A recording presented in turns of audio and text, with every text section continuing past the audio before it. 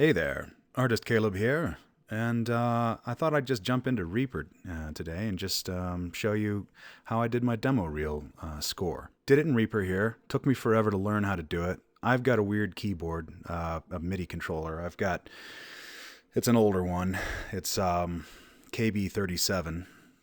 And so it only has one MIDI channel, and none, and I mean none, of the tutorials made sense to me. So I kind of had to figure it out on my own. And if you have a similar sort of setup, a keyboard with only one MIDI channel, which doesn't even, I don't even know if they exist now, but just in case you do, I'll show you how to do it. And even if you have a keyboard with multiple MIDI channels, you could still use this.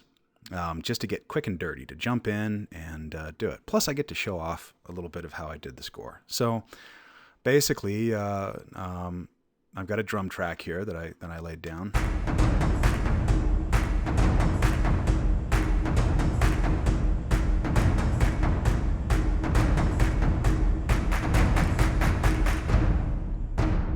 You get the idea. And with the drums, I actually made sure everything was staggered. Each one's offset just a little bit, so it sounds a little bit more organic.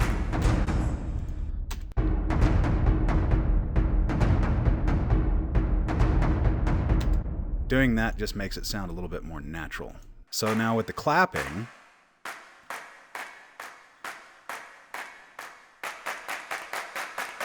individual notes.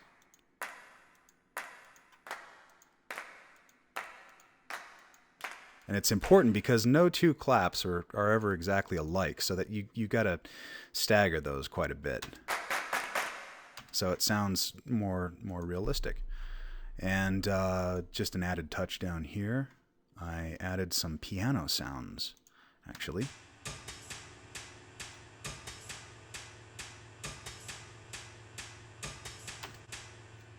Yeah. And then all together we've got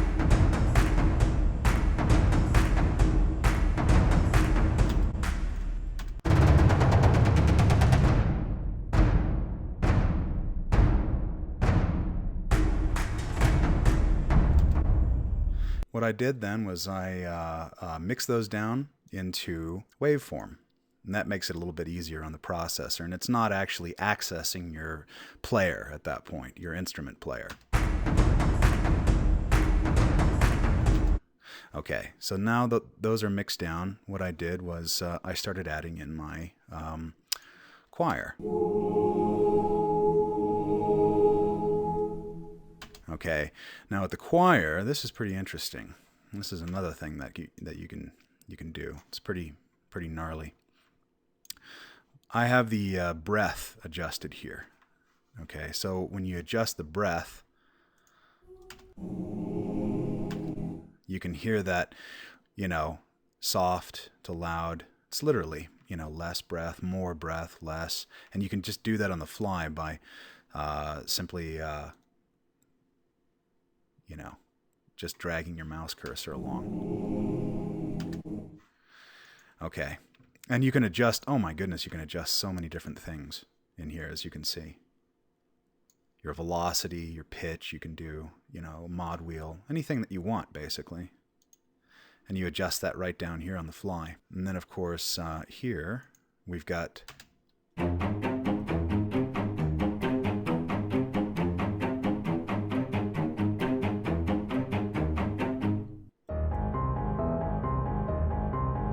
piano.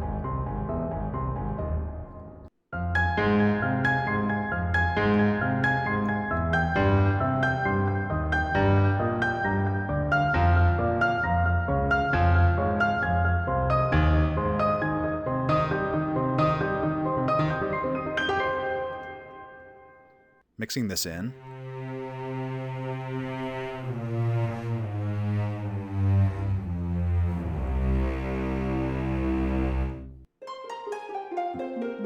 Some harp.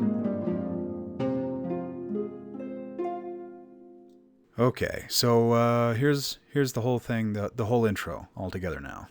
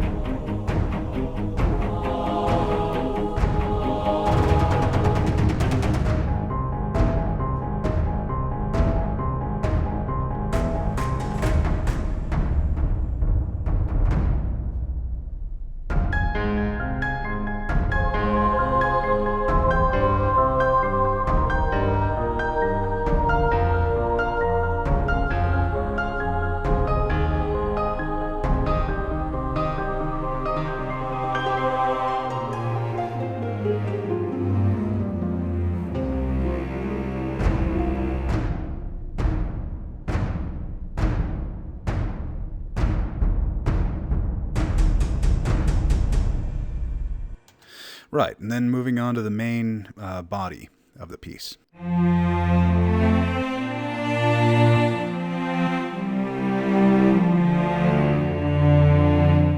This is sounding just a little bit electronic, but with some tweaks, you're gonna start getting that to sound very natural. Soloing that,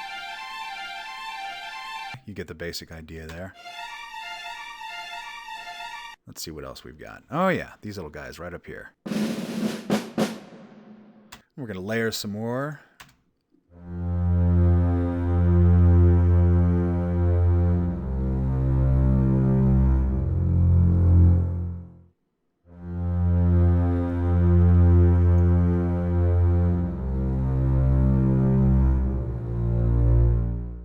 Get some nice bass going in there. And then, of course, dropping some more instruments in.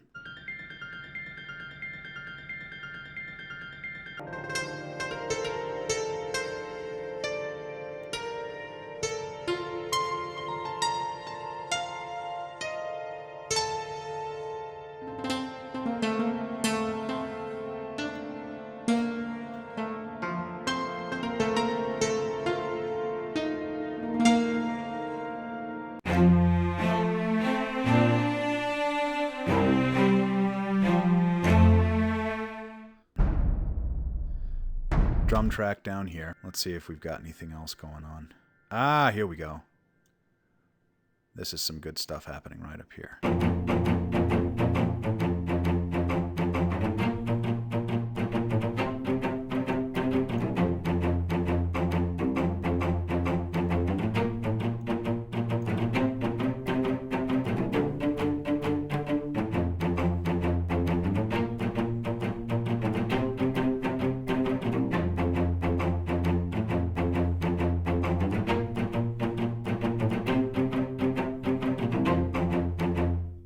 All right, adding in some other touches.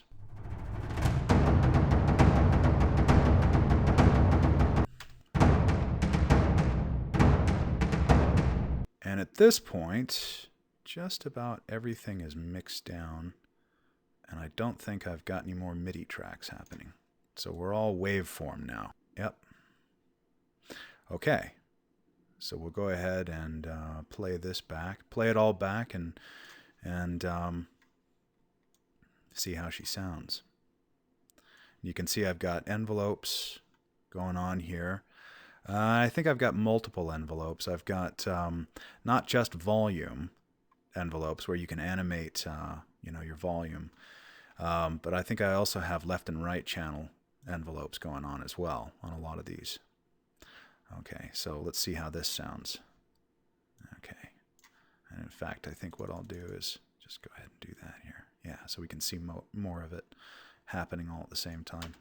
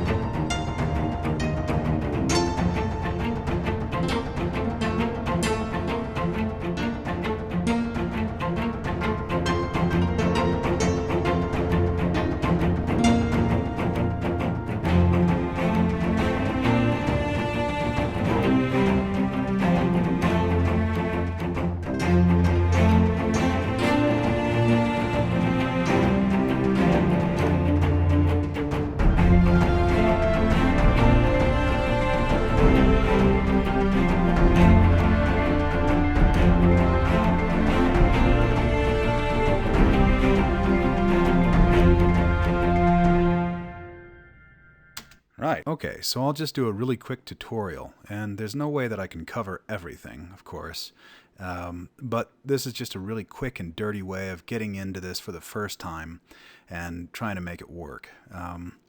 Basically, you know, the noob version. Okay, so when you open it up, it's going to look something like this. I've got my resolution sized at 1280 by 720, so everything looks ginormous and scrunched together. But to start out, I would really recommend that you go into Options, Preferences. Right now I'm just using my Yeti.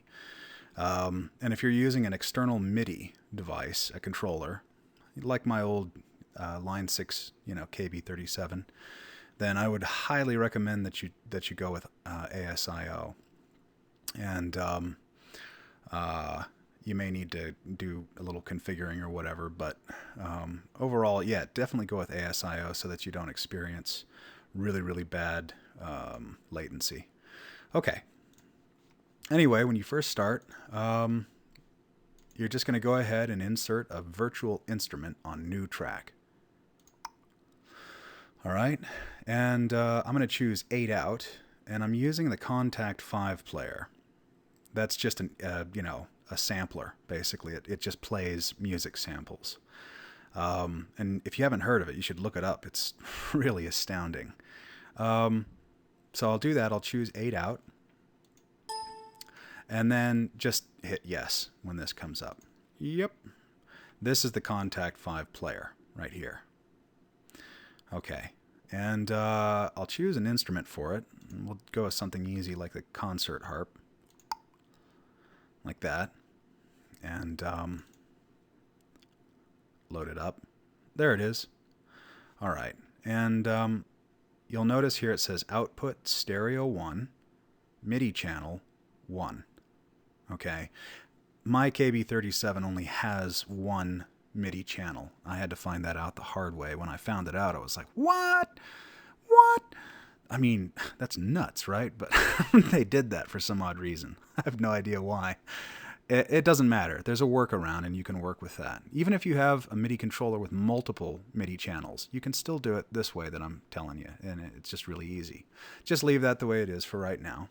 You can hear the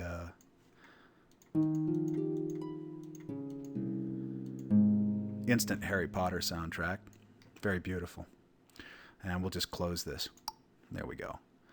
It'll say unknown, but if you click VST patches, it automatically tells you what it is right here. Okay, and we can close this now too. There we go. That's going to give you one player. That's your player right there. Notice that it's armed for record. And it's going to give you 4 stereo tracks. We don't need 4 stereo tracks. You can delete that. Yep. Delete that. Yep. Delete that. Yeah. There you go. Okay. Now that you've got that, think of it as this. This is your instrument. Right here and right here. This is the actual instrument that you're playing. Think of it as your keyboard or your harp or whatever. And this guy, the stereo track, is literally your stereo. They're your speakers, left and right. Okay, so we'll select that, and we're going to do a new MIDI item. There we go. On that track. So when we go in here, we can lay down some notes. There, isn't that beautiful? Yeah. I'll do. Maybe I'll do, yeah, right here.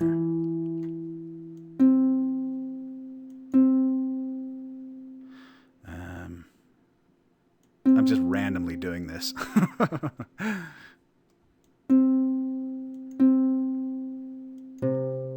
Something really simple. There. Okay. Now down here, just play around with this stuff. It's really amazing. It's your velocity. You've got tons of things that you can tweak. You can do your breath. You can do a mod wheel, pitch. And basically, when you adjust each of these individually up and down, okay, it, did you hear that, how that one was less? Yeah, or you can go back up to where you were, roughly. Okay, so you get the idea. Now that you've got that, let's say you want another instrument in here as well. So let's just go ahead and do it again. Insert, new virtual, the virtual instrument on new track. I'm going to do the very same thing I did before, 8 out, because if you did 16 or 64, it'll give you tons of stereo channels. Okay, so yeah, we'll do that. Yes. Okay, then this time I want to go in and choose, let's say, a piano. We're going to do something just a little bit different with this one now. Our output right up here. We're going to change this to stereo 2. Right there. Don't worry about any of these for right now. You can play with those in a bit. But MIDI channel 1, and right now we're on stereo track 2. There we go. We can close that. There's the giant piano right there. Close this out. Now then, what we're going to do is play it so that we can see which ones down here that we don't delete. Basically, you'll see a volume. There it is right there. I'm just going to go ahead and slide this all the way over to right there so there's no confusion. We don't need this track. We don't need 3. We don't need 4 because we routed it to 2, stereo channel 2. Okay, now that we've done that, we've got our piano instrument right here, and we can go ahead and oh, look at this. This one's still armed for record. This one is armed for record. That's the one that we want. We've selected it. And we're going to go ahead and insert a MIDI item, and we'll do basically the same thing there. Just randomly put notes in there. I'm sure that what we have for right now is just fine. Okay. Now, look what we've got. We've got our 2 tracks right here. Perfect, right? Let's put an effect on this piano track. This piano track right here. Right there. We don't need that. Close that out. And then right click. Right in here, choose Add Effects. And we're going to choose, let's say, Reverb. Right there. And we'll say, okay. Go down here, and we're going to add a reverb generator here. I'll make my room size really big. That'll make it really echoey. There. Okay. And you just keep on going and going and going. With each new one, stereo track 2, stereo track, then you know, keep track. You can also rename these as well. You have to keep track of that if you do. Now, once you get a bunch of these MIDI tracks, and it's starting to really build up, you'll notice it really taxes your processor quite a bit. So select the stereo channel. The stereo channel for our instrument right here is just this one. Select the stereo channel for it, right click, and we'll choose Render Tracks to Stereo. There it is. Check it out. That's waveform now. And then I'm just going to go ahead and do the very same thing down here to this stereo track. Okay, so now we've got the waveform for that as well. Believe it or not, okay, what I would recommend at this point is that you save your project so that you can keep your MIDI tracks in case you've got to go back and fix them, tweak them, or anything like that. And then go on and save it as a new project so that you can get rid of some tracks that you just don't need. Okay. All we need, we just need the waveform. That's it. Now that we have that, yeah.